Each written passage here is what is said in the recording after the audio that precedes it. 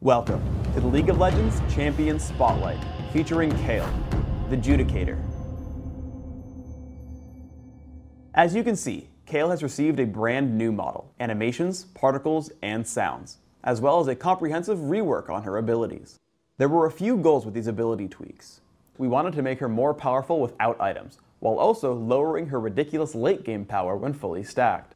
To do this, we completely remade her passive, lowered the damage amplification on Reckoning, and lowered a couple of her ability power ratios.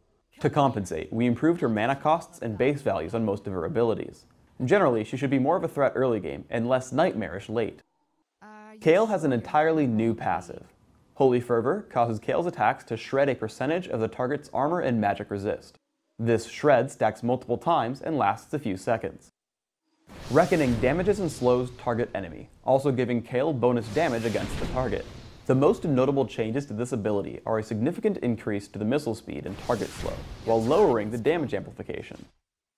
Divine Blessing heals target ally and increases its movement speed. The remade version significantly increases the power of the haste but lowers its duration, while also increasing the cooldown to make her less sustainable in lane.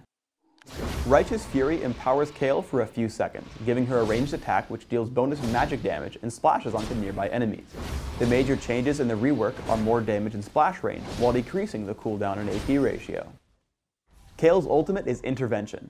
Intervention completely shields target ally from all damage for a few seconds. This ability is unchanged in the remake. Kayle functions well in any lane, solo or duo, as either a magic damage carry or a support champion. Let's start by looking at her supportive aspects in bottom lane. I hit Vayne with Reckoning, slowing her movement speed, and I turn on Righteous Fury to start dropping her health. Thanks to the slow, Alistar walks into range for Headbutt and Pulverize, picking us up an easy kill. We try to repeat our success on Sona.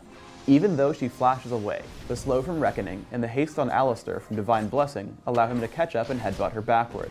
Stuck inside of our team, I pick up the kill with help from Righteous Fury. Because you can heal yourself and slow an enemy, you can always bait kills with your jungler nearby.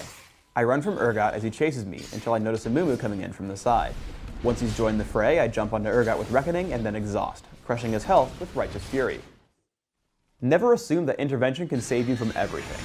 Urgot grabs me with his ultimate, and though I can turn invulnerable and run, Divine Blessing is only good for quick escapes, not long chases.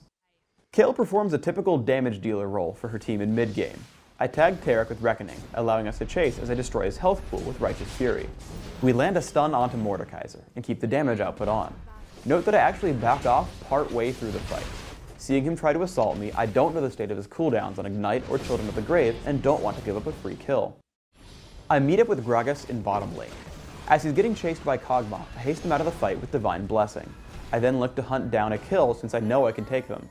I see Galio turn for Resolute Smite, and back out to dodge it.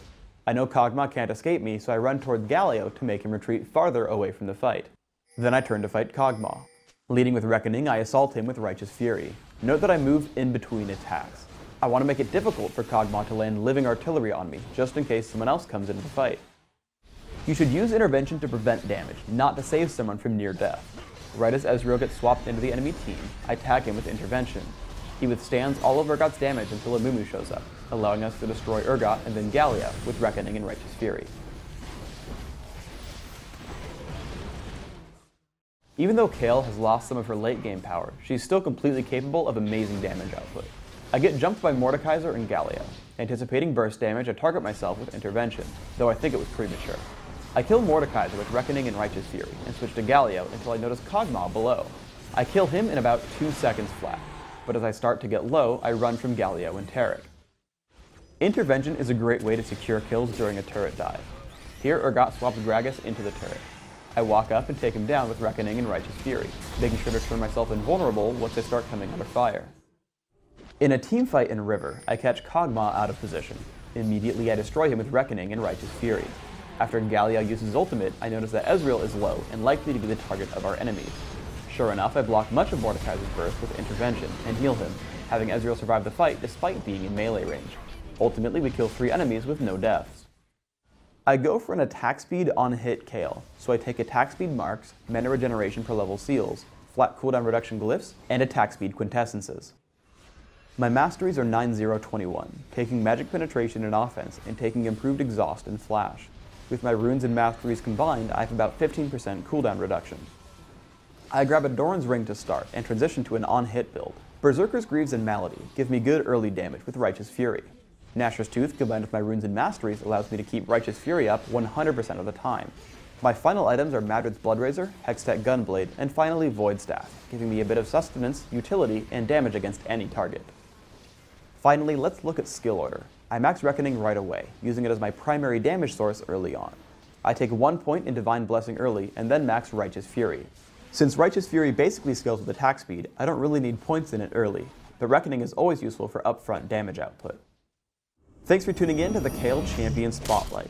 Please subscribe to the Riot Games YouTube channel up top and leave us your comments down below.